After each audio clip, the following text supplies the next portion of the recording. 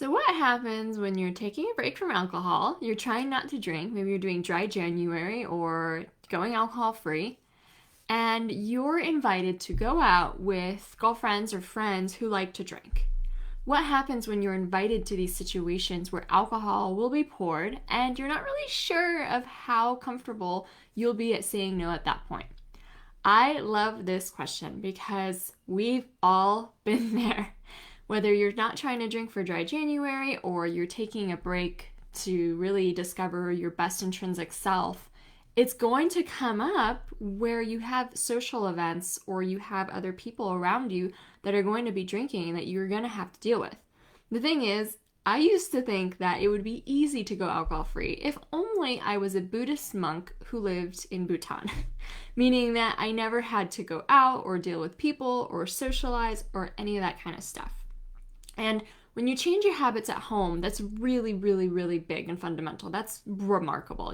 Most of our drinking habits are actually formed around the home life, around drinking, to relax, drinking with dinner, all this kind of stuff. So being able to change your habit at home is like 80% of the game, right? It's such an incredible win. But then there's another territory to up level to. There's another territory that needs to be overcome and then also won. And that is the social life. That is the public life. That is all the times that you might be out with other people who are drinking and you need to stand your ground. And so I love this question because this is something that is a rite of passage that everyone has to go through. And I think personally that, not allowing yourself to deal with these kind of situations, not allowing yourself to handle them and overcome them and learn how to manage them is actually a disservice to you because you never really learn then how to be happy alcohol free while socializing, right?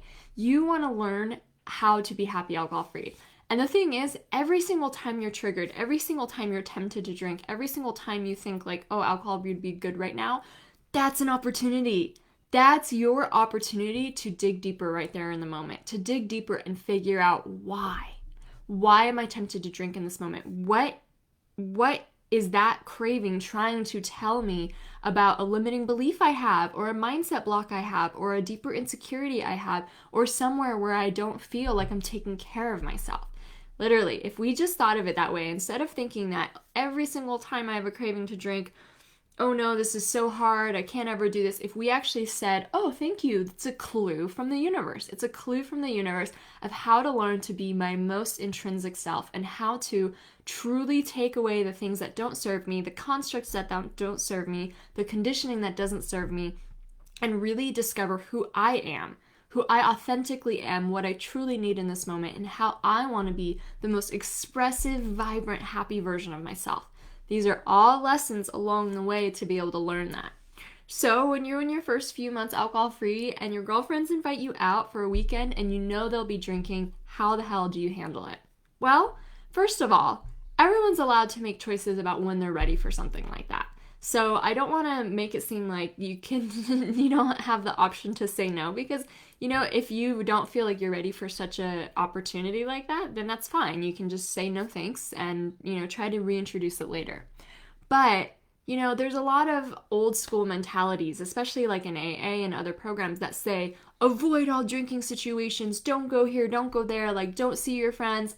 And I don't think that's sustainable. I, in fact, think that marks you as some kind of outcast and doesn't allow you to reintegrate your social life back into being alcohol free. I think actually these opportunities help you learn more about yourself and where you might still be triggered or where you might still have romanticism built up around alcohol. It's an opportunity, really, to dive deeper into yourself and learn something that maybe the home life wasn't giving you an opportunity to explore. So I would go and literally let yourself experience a weekend without drinking and let yourself experience even these wide-eyed moments of intense appreciation and gratitude. The thing is, when you're with other drinkers and you're not drinking, you start to notice something. And I don't mean FOMO. You start to notice JOMO, or the joy of missing out. You start seeing other people going for their second or third drink. You start recognizing that they're going to feel hungover or cranky or tired the next day. And you start recognizing that you're able to be present with these people just as you are, authentically, who you really are. You don't need a drink to become someone else. You don't need a drink to become a social butterfly. You can just be. You can just tap into your own sociability, your own outgoingness, and just be in the moment with these people. You really start to feel lucky. You know, I have clients that will be around their drinking friends and literally they are just feeling like the luckiest person in the world because they're out, they're drinking mocktails, they're having a fun time too, but they're not going to have a shitty day the next day. They're not going to feel crappy the next day. They're not going to feel tired or like they didn't live up to their intentions. They get to feel amazing. So when you go and hang out with your friends, number one rule is don't be deprived. Do not let yourself be deprived. So you need to bring yourself an alternative, some kind of alcohol-free drink that you love to drink so that you have something to drink while everyone else is drinking. This is like fundamental because feeling deprived is where that sneaky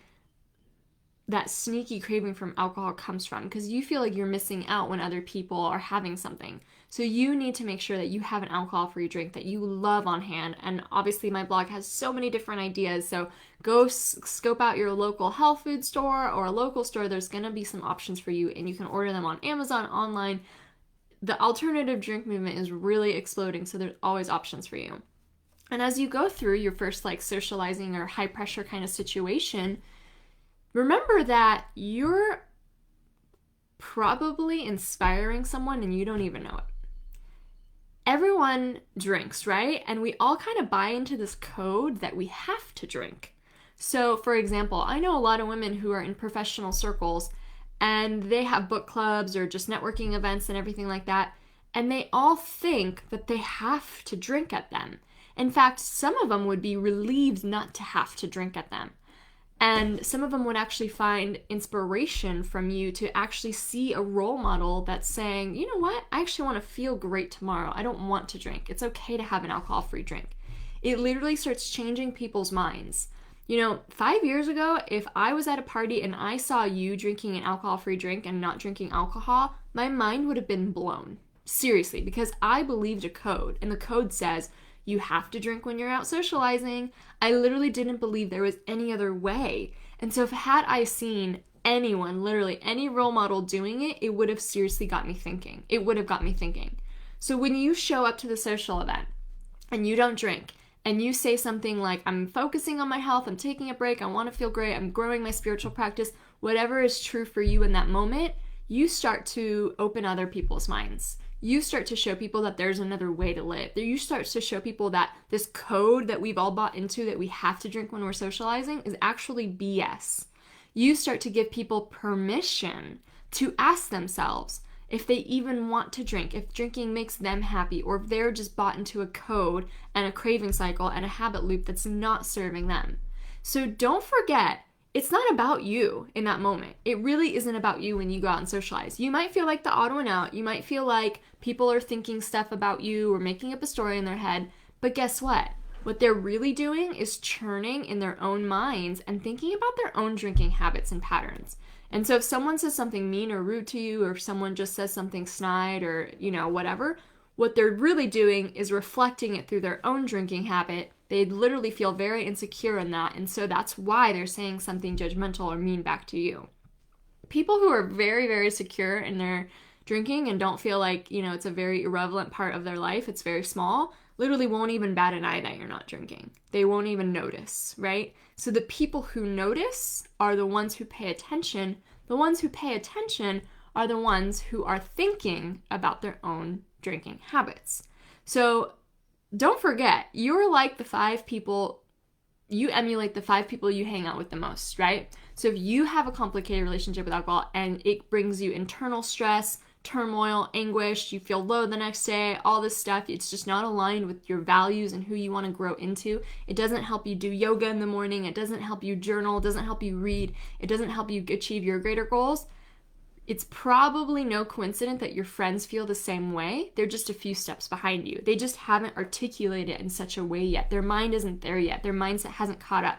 So you are actually creating ripple effects in your social networks when you show up and not drink. It's not about you. Literally, it's not about you. You're showing an example of an alternative lifestyle. And that gives hope to so many people.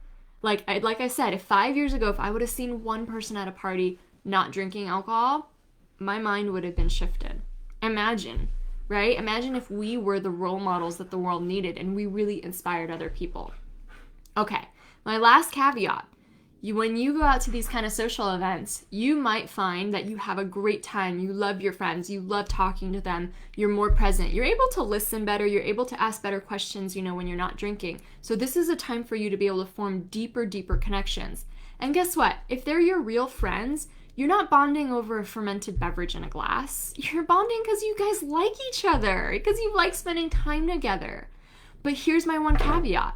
You might learn that you don't like spending time with that person. You might learn that you guys actually have nothing in common. You might learn that other than drinking, there's really nothing that binds you together. And if you learn that, and if you learn that going to these drinking events with them just isn't fun for you because they don't have more depth or you don't have anything else to bond over or grow over, it's okay to not go to those kind of events and start seeking out more like-minded spiritual circles in your realm. It's okay to do that, right? So allow yourself to try, but if you really find that you have nothing in common with them or they just don't understand, it might be the universe pointing you to friends that are much more up-leveled and going after the same kind of growth and success that you are. However, I think personally, when we're talking about your closest friends, that's not going to happen. Your closest friends, you love them for their humor and their individuality and their perspective and how you guys can go hiking together and all this stuff. So don't forget, it's never a beverage that bonded you in the first place, unless the relationship was already pretty superficial to begin with. So Ned says he feels terrible that he used to pressure friends to drink over the years. Wish someone I respected had taken a stand as alcohol-free, so I'm going to be that person for others. It's so true. I definitely was always trying to get other people to drink. And you know why? Because it's not comfortable to drink alone. When you drink alone, it points a red flag of like, oh gosh, I need alcohol. I'm the only one. You know what I mean? So even the hostess role, oh, let me make sure everyone has a drink and is covered, sometimes is a sneaky sign that you're not very happy or you're, insecure about your own relationship with alcohol. So you can now pick up on that on other people. When other people are pressuring you to drink or just trying to make sure you have a wine and you're covered and they're trying to be like a good hostess, it could be a sign that it's actually something a lot deeper, that they don't want to drink alone, that they feel a little insecure about it. But it is so cool, Ned, how you say that you wish that if you saw someone you respected take a stand alcohol-free, it would have blown your mind too. It would have given you they're allowed to do that. This code is just BS. I'm allowed to do that too. And it really is incredible to stand now into the steps of that role model for other people. So remember, it's never about you. People are usually not making up stories in their head about you. And if they are, who cares? You're living your best life. You're not living for the background players in your life, right? Imagine your life is like a movie and you're the main character. You're the hero of the story. These other people, they don't even make the credits. They're like taxi driver number 1, taxi driver number 2. It doesn't matter what they think, right? And whatever they think is shaped by their lens of what they think about alcohol and their mindset blocks around it. So most likely, if they think something negative about you, it's because they have their own issues when it comes to drinking. So if you're invited for a weekend away, let's just recap with friends that are drinking.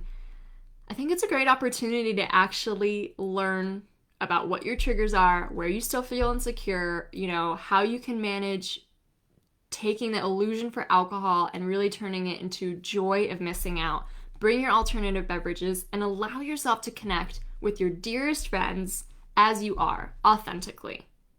When you listen better, when you connect better. If you find that you don't like it, great, you learned something about yourself. If you find that you really enjoyed yourself and was fresh-eyed and just really enjoyed the weekend and loved bonding with your friends, great, you learned something about yourself. Most of the time, my clients are super surprised about how happy they are when they socialize without alcohol. It's like a win-win because you get to have your cake and eat it too. You get to drink the yummy alcohol-free drinks and you get to wake up feeling amazing, right? And so allow yourself to be this opportunity to really learn more about yourself and what you want in your life. And trust me, a drink is not what keeps relationships bonded in the first place. It's not. You're not going to lose your dearest, nearest, loved ones over a drink. And if you are, it's only a signal that that relationship was pretty superficial to begin with. And you guys, sometimes this just takes time. Sometimes it really takes time for other people to accept change. Change is very hard to understand and accept because ultimately what the other person fears is that they're going to get left behind, that you're going to leave them behind when you keep growing. So understanding, like, put on your psychology lens, put on your like psychologist hat, and understand when other people react, it's really not about you. It's more about their own fears and insecurities than anything to do with you. So I hope that was helpful. Thank you so much for joining. Please join me next Wednesday, 8 a.m. for live Q&A for clients' questions to really just live your best alcohol-free life. And one quick note, the next group coaching program starts on Monday. So if you're interested in joining the Become Euphoric group coaching program this season, it's going to last for 10 weeks, January 25th to April 4th. You want to get on that soon. We close the doors on Friday to get started, and I cannot wait to do this Dry January program for 10 weeks with Become Euphoric and really just not only remove our illusions and romanticism about alcohol, form new habits and rituals in our lives that really serve us and make us feel happy and manage our emotions, but then also go after our bigger dreams and ask bigger questions about who I really am, what I really want, and what I really need to take care of myself in this lifetime. It's not really about a drink at the end of the day. The work that you're doing here, the work that I love to do, it's about finding your deeper passions and purpose. And you're just kind of decluttering your life to be able to figure that out. So thanks for joining. I will see you next Wednesday and hope you have a lovely day.